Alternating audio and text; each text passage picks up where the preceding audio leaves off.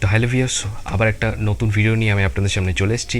তো আজকের এই ভিডিওতে আমি যেটা দেখাবো সেটা হলো যে আপনারা কিভাবে উইন্ডোজ 11-এর আইএসও ফাইল আপনার অফিসিয়াল ওয়েবসাইট থেকে কীভাবে ডাউনলোড করে একটা বুটেবল মিডিয়া ক্রিয়েট করে ফেলতে পারবেন, মানে বুটেবল পেনড্রাইভ আপনারা এটার সাথে সাহায্যে ক্রিয়েট করে ফেলতে পারবেন, যাতে আপনারা এই উইন্ডোজ 11টাকে আপনাদের যে কোনো কম্পিউটার সিস্টেমে ইনস্টল করতে পারেন। তো ভিউয়ার্স, আজকে আমি কমপ্লিট প্রসেসটা আপনাদের দেখাবো যে কীভাবে কী করলে আপনারা উইন্ডোজ 11টাকে ডাউনলোড করে অ্যাজ আ বুটেবল মিডিয়া আপনারা ক্রিয়েট করে ফেলতে পারবেন কিংবা আপনাদের কম্পিউটার সিস্টেমে ইনস্টল করতে পারবেন।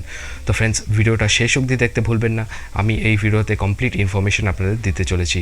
তো ফ্রেন্ডস, আমি সুমিত আর আপনারা দেখছেন আমার চ্যানেল দ্য টেক মেন্টালিটি। তো চলুন ফ্রেন্ডস, ভিডিওটা তাড়াতাড়ি শুরু করা যাক।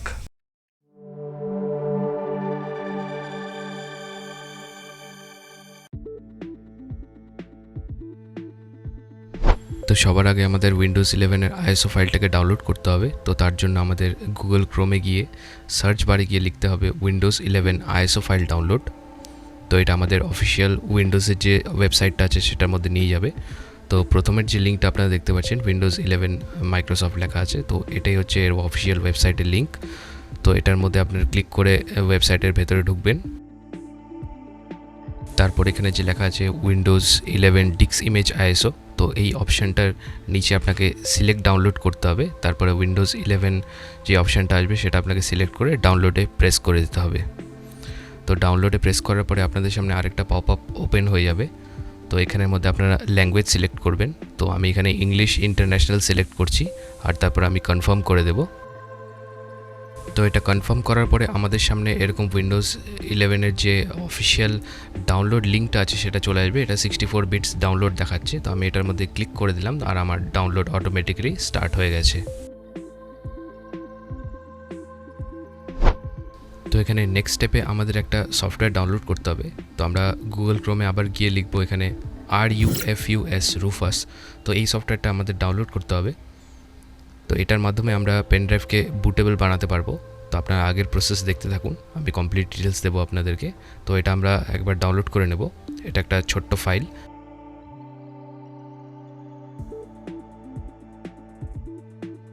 তো এবার আমাদের কম্পিউটারের মধ্যে আমাদের পেনড্রাইভটাকে ইনসার্ট করতে হবে। তো আপনারা মিনিমাম 8 জিবির পেনড্রাইভ এটার মধ্যে ইউজ করবেন। তো এটাকে আমি একবার ইনসার্ট করার পরে ফরম্যাট করে নিচ্ছি পেনড্রাইভটাকে।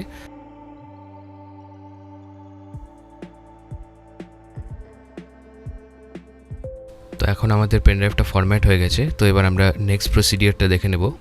তো সবার আগে যে রুফাস সফটওয়্যারটা আমরা ডাউনলোড করেছিলাম সেটা আমরা ওপেন করে নেব। আর তারপরে এখানে আমাদের পেনড্রাইভটা দেখাচ্ছে, দেখুন স্যান্ডিক্স 32 জিবি। তো এইটা পেনড্রাইভটা আমাদের এখানে সিলেক্ট করতে হবে। আর এখানে বুট সেকশন নামে একটা অপশান দেখাচ্ছে। তো সেখানে গিয়ে আমাদের যে ইমেজ আইএসও ফাইল যেটা আমরা ডাউনলোড করেছিলাম উইন্ডোজ 11-এর, তো সেটা আমরা সিলেক্ট করে নেব।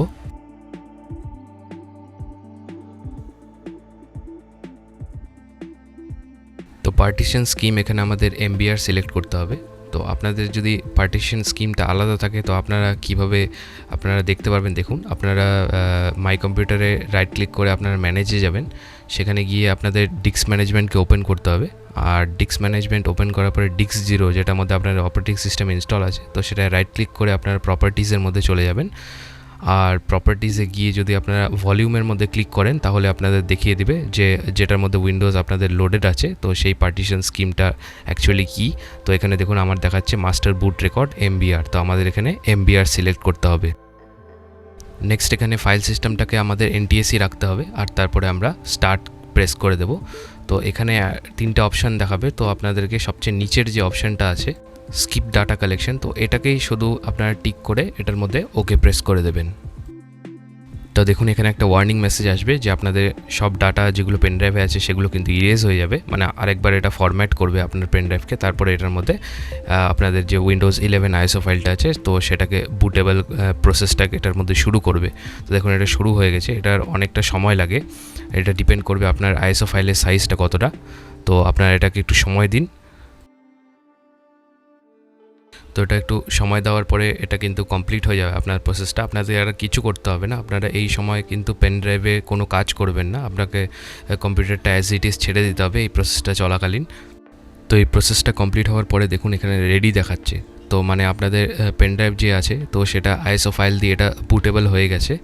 তো এখন আমি আপনাদের মাই কম্পিউটারে গিয়ে এটার পেন ড্রাইভটা ওপেন করে দেখাচ্ছি যে সব ফাইলসগুলো এটার ভেতরে কিন্তু বুটেবল হয়ে আছে। তো এইভাবে কিছু সিম্পল প্রসেসকে ফলো করে আপনারা কিন্তু উইন্ডোজ 11-এর আইএসও ফাইল দিয়ে বুটেবল বানিয়ে ফেলতে পারবেন যে কোনো পেন ড্রাইভকে। আর এই বুটেবল পেন ড্রাইভ দিয়ে আপনারা কিন্তু অপারেটিং সিস্টেমটাকে আপনাদের কম্পিউটার সিস্টেমে ইনস্টল করে দিতে পারবেন। তো ভিউয়ার্স, আই হোপ এই ভিডিওটা আপনাদের জন্য ইনফরমেটিভ ছিল বা হেল্পফুল হয়েছে আপনাদের জন্য। যদি এই ভিডিওটা আপনাদের জন্য হেল্পফুল হয়ে থাকে তাহলে অবশ্যই এই ভিডিওতে একটা লাইক দেবেন।